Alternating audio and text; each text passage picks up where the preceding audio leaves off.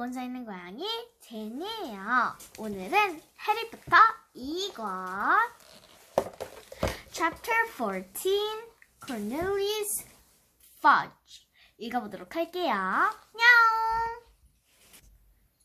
Chapter 14 Cornelius Fudge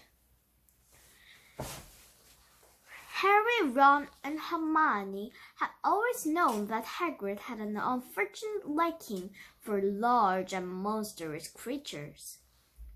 During their first year at Hogwarts, he had tried to raise a dragon in his little wooden house, and it would be a long time before they forgot the giant, three-headed dog he christened Fluffy. And if, as a boy, Hagrid had heard that the monster was hidden somewhere in the castle, Harry was sure he had gone to any lengths for a glimpse of it. He probably thought it was a shame the monster had been cooped up so long, and thought it deserved a chance to stretch its many legs.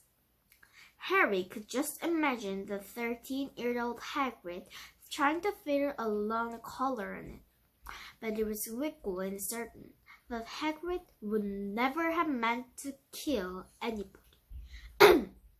Harry half wished he hadn't found out how to work Riddle's diary. Again and again, Ron and Hermione made him recount what he'd seen, and until he was heartily sick of telling them, and sick of the long, searching conversations that followed. Riddle might have got the wrong person, said Hermione. Maybe it was some other monster that was attacking people. How many monsters do you think this place can hold? Ron asked dully. We always knew Hagrid had been expelled, said Harry miserably. And the attacks must have stopped after Hagrid was kicked out. Otherwise, Riddle wouldn't have gotten his word. Ron tried a different tack. Riddle does sound like Percy, who asked him to grass on Hagrid anyway. But the monster had killed someone, Ron, said Hermione. And Riddle was going to go back to some Muggle orphanage if they closed Hogwarts, said Harry. I don't blame him for wanting to stay here. Ron bit his lip and sat tentatively. You met Hagrid down nocturnally, didn't you, Harry? He was buying a flesh-eating slug repellent, said Harry quickly. The three of them fell silent. After a long pause, Hermione voiced the nuttiest question of all, in a hesitant voice. Do you think we should go and ask Hagrid about it all? That'll be a cheerful visit, said Ron. Hello, Hagrid, tell us. Have you been setting anything mad and Harry loose in the castle lately? In the end, they decided they wouldn't say anything to Hagrid unless there was another attack.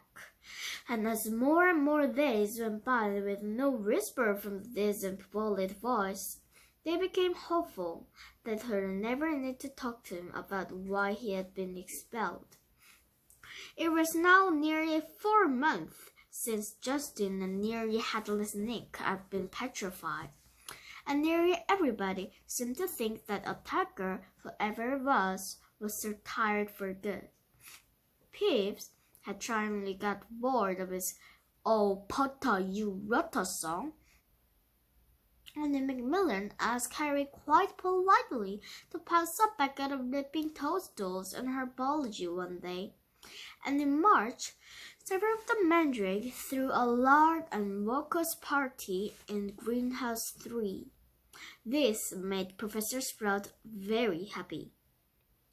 The moment they start trying to move into each other's pots, we'll know they're fully mature, told Harry. Then we'll be able to revive those poor people in the hospital wing. The second years was given something new to think about during their Easter holidays.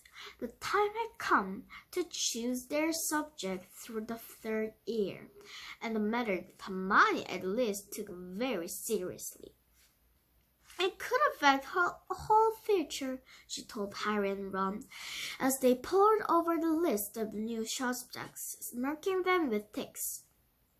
I just want to give up potions, said Harry. We can't, said Ron gloomily.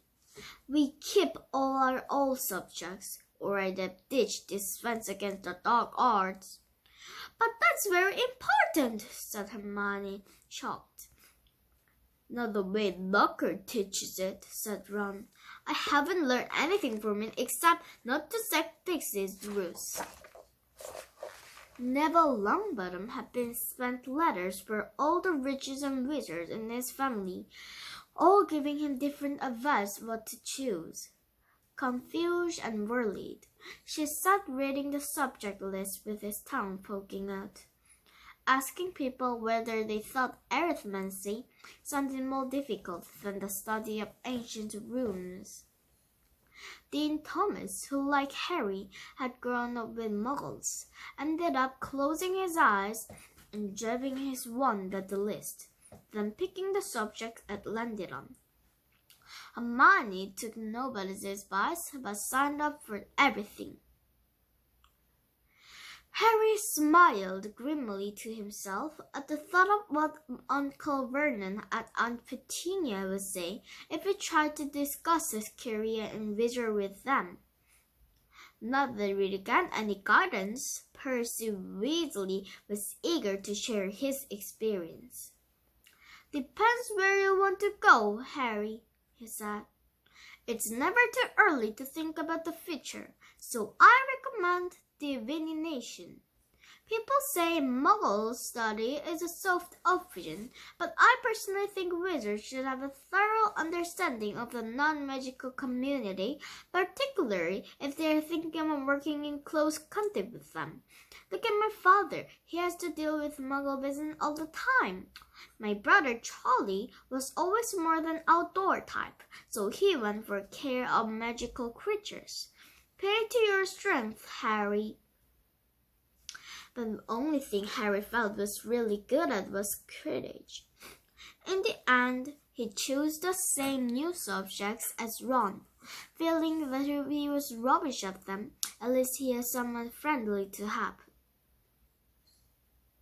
Gryffindor's next Quidditch match would be against Hufflepuff. Wood was insisting on team practices every night after dinner so that Harry barely had time for anything but Quidditch and homework. However, training sections were getting better, or at least drier, and the evening before Saturday's match, he went up to the dormitory to drop off his broomstick, feeling Gryffindor's chances for the Quidditch Cup had never been better. But his cheerful mood didn't last long. At the top of the stairs to the dormitory, he met Neville Longbottom. He was looking frantic. Harry, I don't know who did it. I just found. Watching Harry fearfully, Neville pushed open the door.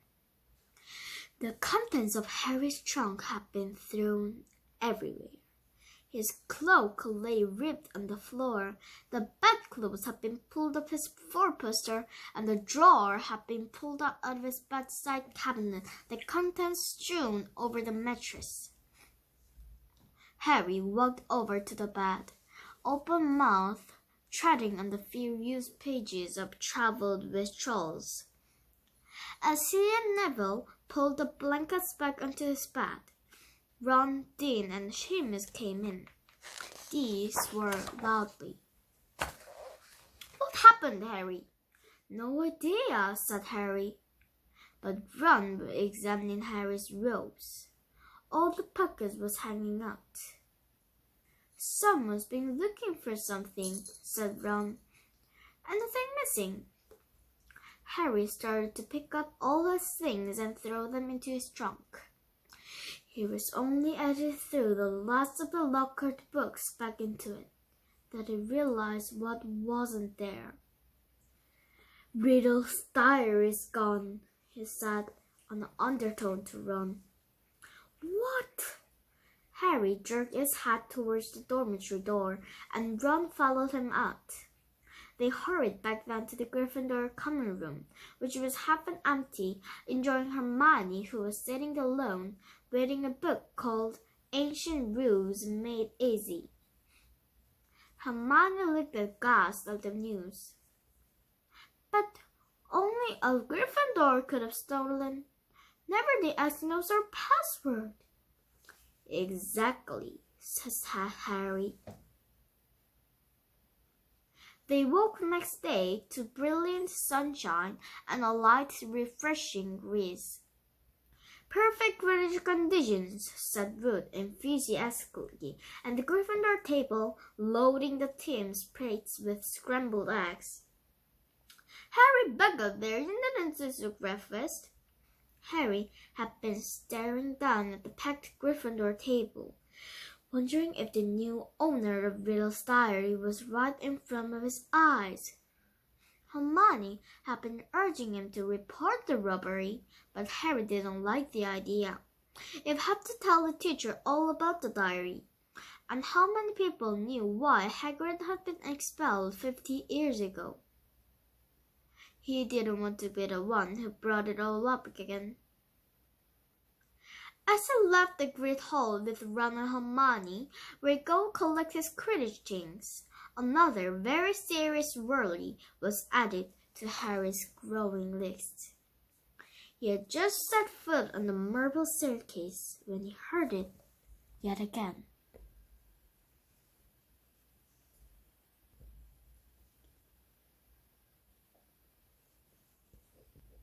Kill this time.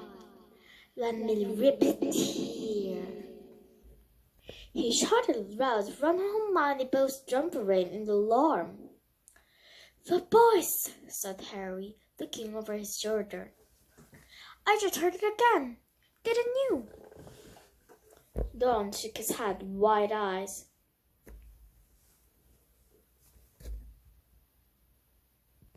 He shouted around and Hermione both jumped away from him in alarm. The boys, said Harry, looking over his shoulder. I just heard it again. Didn't you? Ron shook his head, wide eyes. Hermione, however, clapped her hand to her forehead. Harry, I think I've just understood something. I've got to go to the library. And she sprinted away up the stairs. What does you understand? Said Harry unexpectedly, still looking around, trying to tell where the voice had come from. Knows more than I do, said Ron, shaking his head. But why she got to go to the library? Because that's what Hermione does, said Ron, shrugging. When in doubt, go to the library. 재미있게 들으셨다면 구독과 좋아요 꾹꾹 눌러주시고 다음 영상에서 만나요. 안녕!